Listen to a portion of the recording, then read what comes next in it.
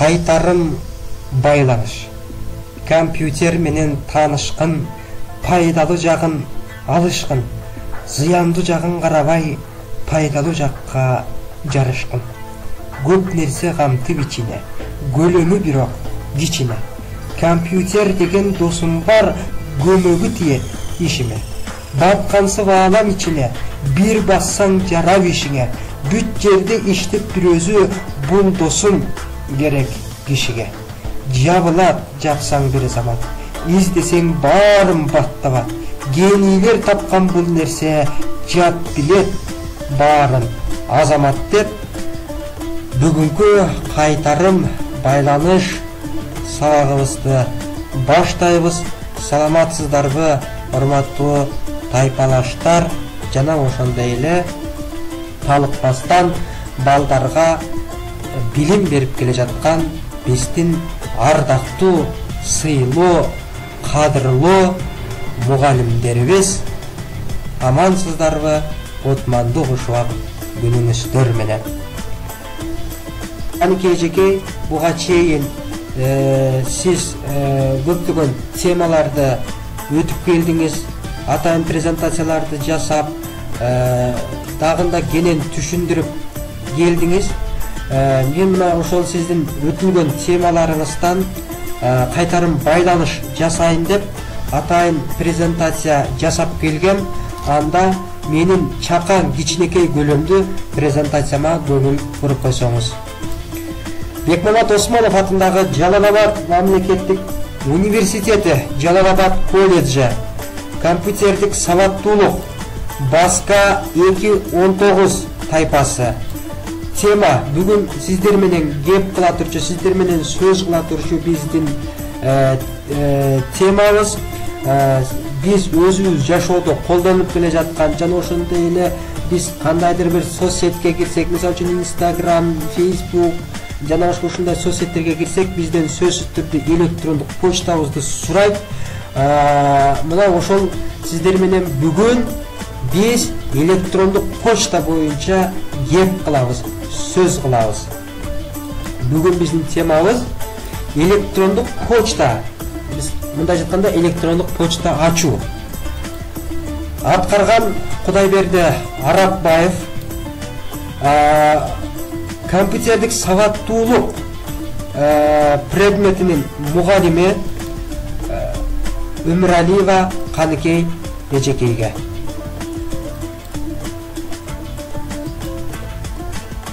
Электрондук почта интернет колдонуучулардын арасында жеке маалыматтарды алмашуу же кат беришүүнү камсыз кылган каражат болуп эсептелет.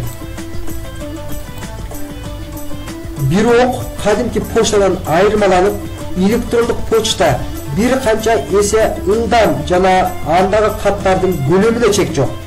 Болгону кат жөнөтүлө турган адамдын дарегин сөзсүз түрдө билүү жетиштүү. Электрондук почта алгач 1971 жылы Bolt Beranek & Newman компаниясынын кызматкери Рэй Томлинсон, мына сиздер көрүп турган сүрөттөгү Рэй Томлинсон тарабынан ойлонуп табылган атайын бир программа. Бир жылдан соң электрондук маймылча түшүнүгү пайда болгон. Маймылча бир нерсенин үстүндө деген түшүнүктү берип, андан соң электрондук почтанын бөлүнбөс бөлүгүнө айланган. Электрондук почта аталган кызматты сунган сайт же тармак маанисине келген серверлердин маалымат алмашуусу аркылуу иштейт. Ар бир серверде жиберүүчү жана алуучу бөлүм болот. Каттарды алгач болуп дайыма кабыл алуучу сервер аталат. Андан соң келген кат колдонуучунун кутусуна түшөт. Учурда электрондук почта аркылуу жарнамаларды таасирдүүлүгүн көрсөтүп келет.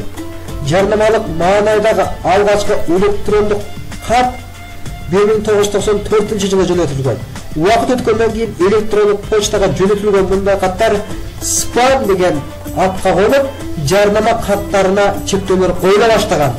Ал түгүл 1998-жылы Кытайда Линхай жана Юкай аттуу физик программисттер бийликке каршы болгон жарыяларды электрондук почта аркылуу жөнөтүү деген айып менен эркинен ажыратылган. Учурда электрондук почталар интернет менен кошо өнүгүүгө дуушар болуп, акча төлөнүүчү электрондук почталар дагы пайда болууда. Акылуу почталар акысыз почталардын көрсөткөн кызматынан сапаттуулугу менен айырмаланат.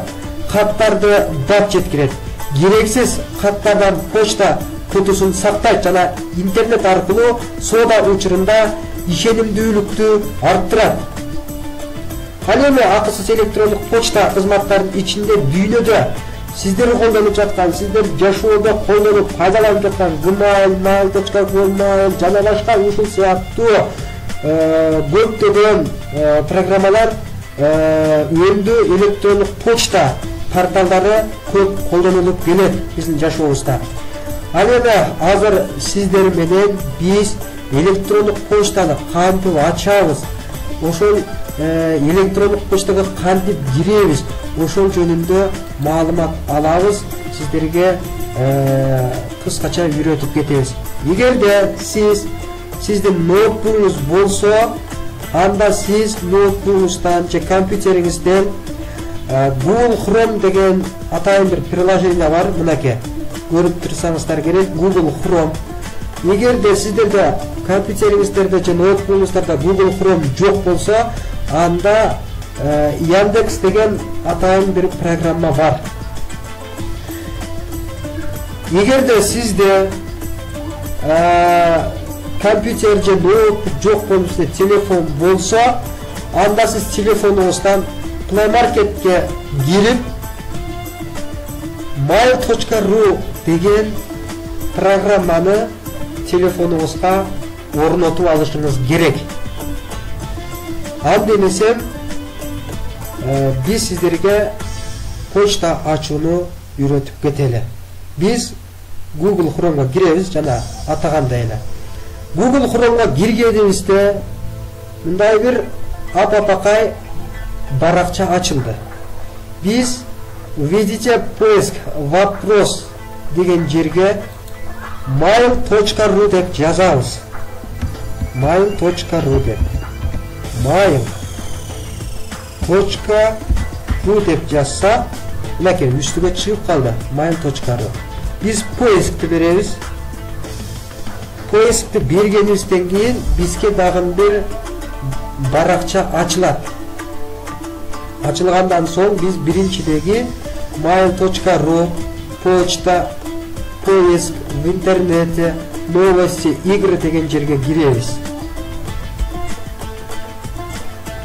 Бул жерге киргенибизде көрүп турасыздар, бизге дагы бир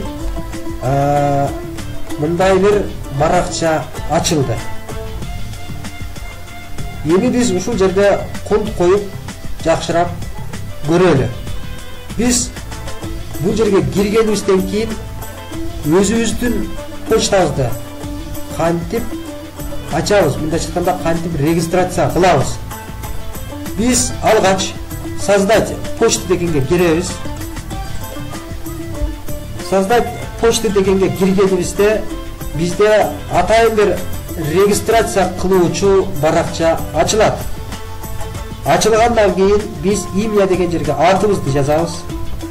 Атыбызды жазганыбыздан кийин фамилиябызды жазабыз.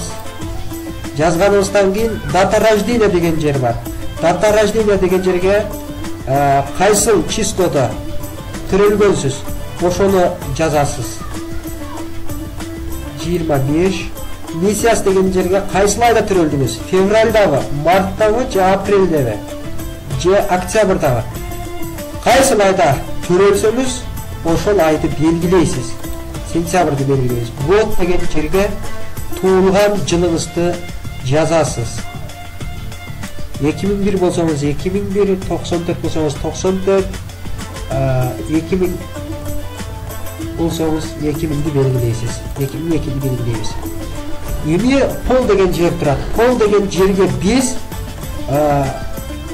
кыз болсок женскийни тандайбыз. Эгерде бала болсок анда мужскойду тандайбыз. Биз азыр мужскойго белги беребиз.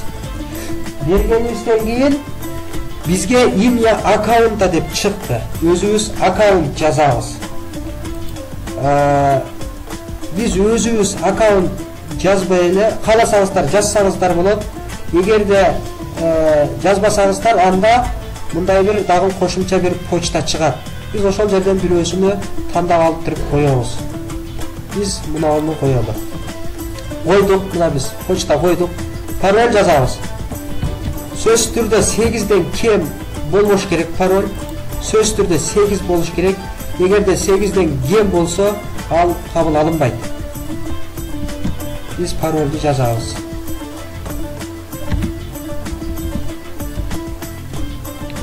Парольду жазып атабыз. Мынакей биз парольду жаздык. Надежный пароль.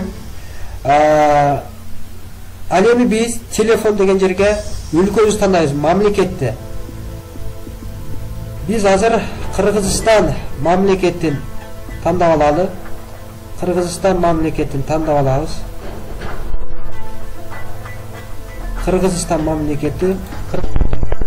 Кыргызстандан кийин биз телефон номерибизди жазабыз.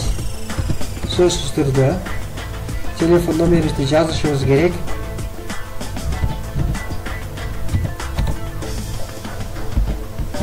Телефон номер жазганыбыздан кийин зарегистрироваться басабыз. Басканыбызда бизде дагы кандайдыр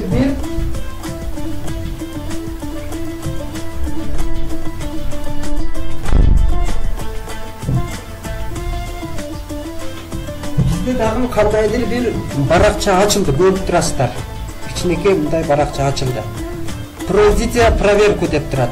Биз мына сиздер көрүп турган кичинекей кутучанын ичине чымчыкчаны беребиз. Мышканы бассак өзү чымчыкча берилип калат. Берилгенден кийин сиздерге айтып атат, светофорду танда дейт. Светофорлорду. Биз светофорду көрүп турган сүрөттөргө баарына галочка коюп чыгабыз.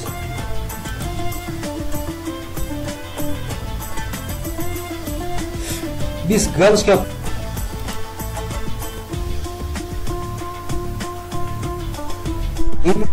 код аркылуу сурап көрөйүн. Өзүмдүн почтама кире турган кодду сурап көрөйүн. 363. Мынакей биз жаздык кодду. Ал эми биз продолжить дегенди басабыз. Алдыга деген басабыз. Парольду сохранить этип коебуз. Биз кодду жазганыбыздан кийин биздин электрондук почтабыз ачылды, туугандар. Мынакей кирип атат биздин электрондук почтабызга. Толук ачылганга чейин биз бир аз сабыр кылып күтө туралы. Мынакей биздин почтабыз ачылды, көрдүңүздөр. Мынакей биз азыр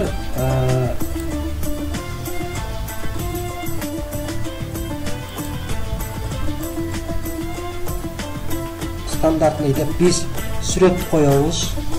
Өзүбүзгө каалаган бир сүрөттү коюп алсак болот. Толордун сүрөтүн коюп коелу.